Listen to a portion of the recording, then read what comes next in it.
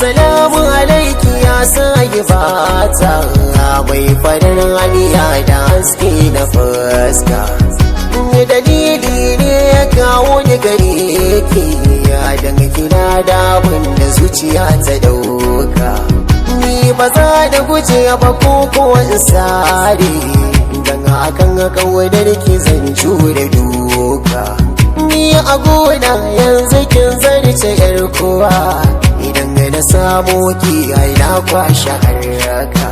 Na datsa harshe na wajen furta kalmar da za ta sani da ke kullu alaka. Ba zan yi kuka ba inda ga daga ki, aminiya ta kuma abinci na doki. Yarinya mai kyawu, yarinya mai kyawu, yarinya ina san ki ne. Yarinya mai kyawu, yarinya mai kyawu, yarinya ina san ki ne.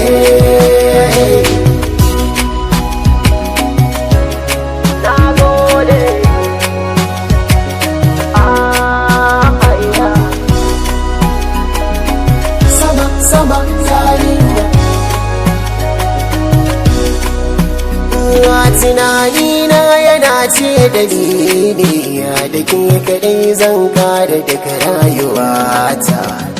Hakan din yayi min inda samu, na sani ba zan yi kokan da shi ba. Zuciyata yanzu ta yi min tambaya, da ce da ita yau ke kadai ce gwanata.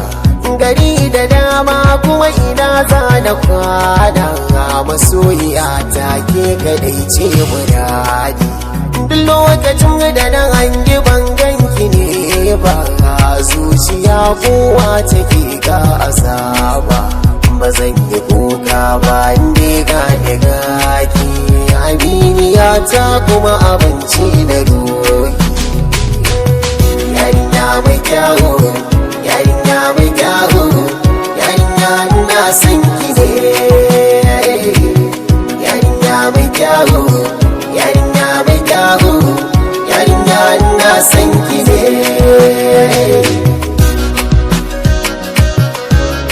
Nagode.